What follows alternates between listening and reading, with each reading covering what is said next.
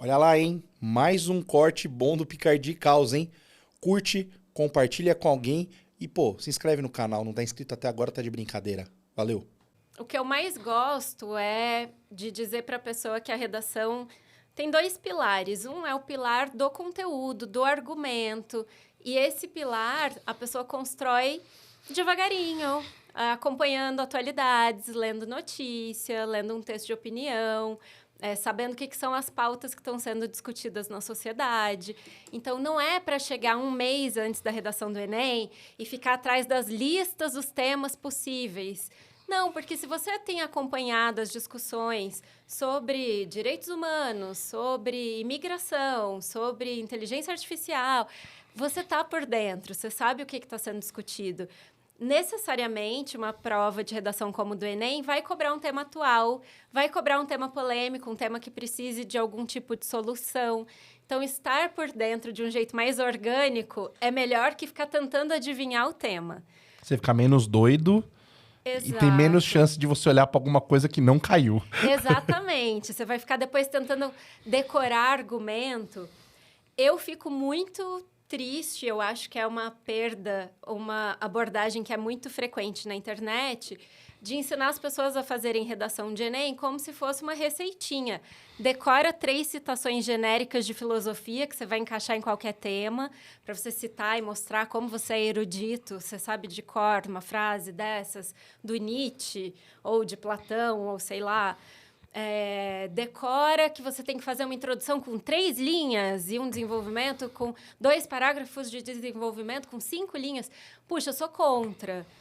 Eu tenho que usar 4 conjunções.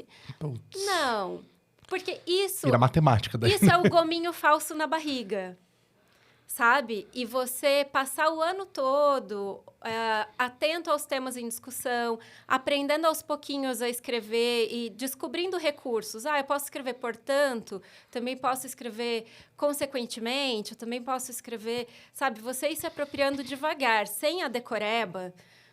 isso é muito mais genuíno, é muito mais útil, é muito mais tranquilo. Você vai sem a neura de ter medo de ter esquecido algo que você decorou na véspera. Então, eu sou... Até porque já vai ter bastante coisa a decorar já pra prova. Muita coisa, exato. Se a redação tiver que decorar, você tá fudido. Não é o momento. A redação não é o espaço de demonstrar que a sua memória é boa. É o espaço de demonstrar que você é um bom pensador. Então, você pega qualquer tema. O ano que eu prestei FUVEST, o tema era catracalização. Descatralização, Isso, eu lembro. boa. Eu fiz essa prova. Eu tava tentando lembrar essa palavra, eu pensei, eu não vou chegar lá. Descatralização. Eu lembro, os caras ficaram putos na época, assim, que absurdo esse tema e não sei o quê. Eu morava no sul de Minas, eu não sabia o que era uma catraca, porque a gente chamava de roleta. Então, ao ler esse nome, para mim ele não queria dizer nada. Mas eu fui prejudicada por isso? Não. Por quê? Redação de vestibular, Enem, FUVEST, não sei o quê... Ele te dá uma coletânea de textos. Então, são 2 ou 3 textos, geralmente, para você ler antes, exatamente, né? Que tem qual função? A de deixar todo mundo na mesma página. Você nunca tinha ouvido falar em catraca? E agora eu tô jogando aqui a palavra descatracalização. Não sei se falei certo. Falou perfeita. Acho que eu que tinha falado errado, inclusive. Você vai saber o que é, lendo... Você do sul de Minas, olha aqui, ó. Catraca é isso aqui. Exato. Então, não precisa dessa neura. Vai para a prova tranquilo.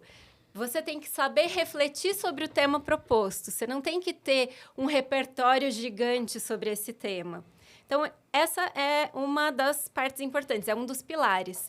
A outra, daí sim, repertório linguístico. Saber estruturar o texto bonitinho, saber que se eu vou apresentar uma ideia que contraria o parágrafo anterior, eu posso escrever por outro lado ou contrariamente, mas não porque eu decorei palavras que eu tenho que usar, e sim porque essas palavras me ajudam a amarrar a minha argumentação. Vou adicionar uma ideia que contribui com o que eu já estava argumentando, vou falar, além disso, ademais, que seja, não gosto dessas palavras que não são usadas no dia a dia, mas você pode usar. Todavia, né? Vou dar um todavia do nada, fica difícil. Quer dizer, é muito mais tranquila a experiência da redação. Se você vai acumulando repertório de alguém que escreve, eventualmente, do que se você tentar decorar. Tem gente que decora o primeiro parágrafo e tenta encaixar depois no tema.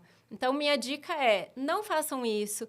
Tem muito vídeo no YouTube ensinando a fazer isso. 5 frases para você decorar, para aumentar a sua pontuação na redação. Tudo bem, a gente quer demonstrar repertório, mas o mais importante ali não é a sua decoreba, o mais importante é a sua capacidade de refletir sobre o tema. E, para isso, a coletânea de textos apresentada na prova deve bastar.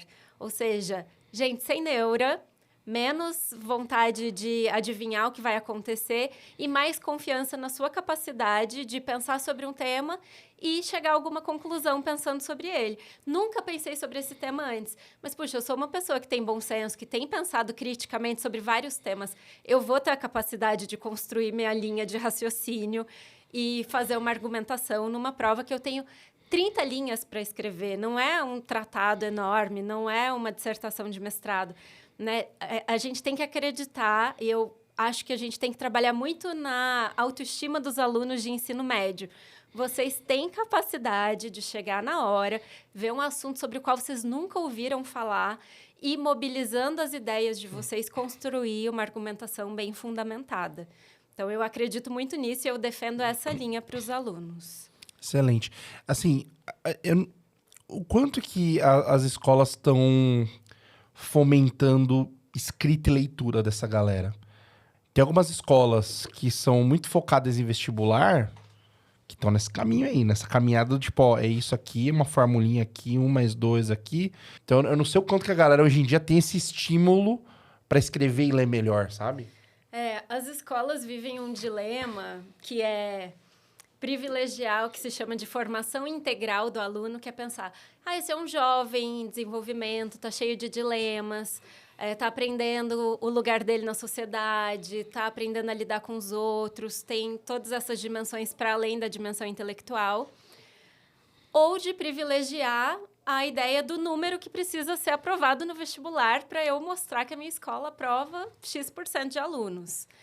Então, muita escola abre mão de focar nessa formação mais integral e escolhe o caminho do treino.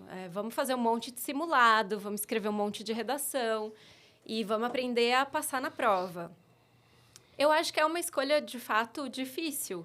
Eu gostaria de dizer assim, não, claro que a gente deveria pensar na formação integral desse jovem que tem tantos dilemas.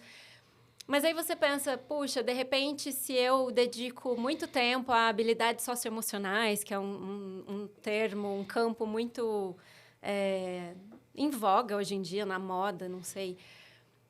Será que eu estou privando meu aluno de ter acesso a uma universidade? Porque para ter acesso eu deveria ter focado no treino da prova.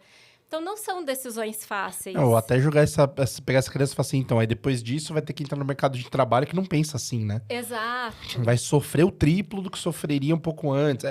É realmente uma escolha muito difícil. É um papel ingrato, né, o das escolas. E ao mesmo tempo que muita família... Cada vez mais, né? Cada vez mais ingrato. Muita família e muita gente da sociedade tem esse discurso de não, porque escola foi feita para ensinar português e matemática.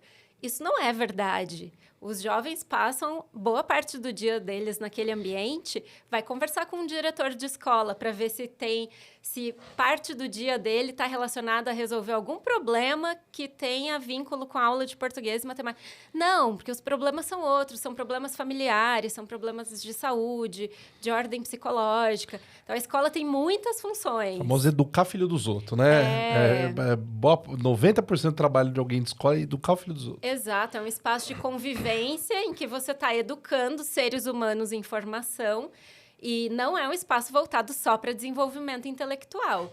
Então, escolher o que privilegiar é muito complicado. Eu sempre tenho muito receio de falar sobre o que a escola deveria fazer, porque é muito fácil a gente que não está dentro da sala de aula defender um ponto de vista ou outro, mas assim... Vou retomar a sua pergunta sobre se a escola está fomentando leitura, fomentando escrita. A escrita, eu penso que muitas vezes está sendo apenas treinada dentro desse molde do que vai ser cobrado. Então, tem escola que o aluno chegou no colegial, esse aluno nunca mais vai escrever uma carta, um conto, não vai usar a criatividade, ele vai ficar treinando redação de Enem. Assim como tem escola que tenta dar oportunidade também para o aluno que quer escrever um poema e descobrir outros tipos de relação com escrita. Mas eu tendo a achar que o que predomina é o treino para a escrita dessas provas que vão ser avaliadas. Agora, a leitura é também uma batalha inglória, porque você, principalmente nos dias de hoje, disputa com telas e as telas são mais interativas, são mais chamativas. Então, colocar um jovem para ficar 30 minutos, 40 minutos sentado lendo um livro não é tarefa fácil.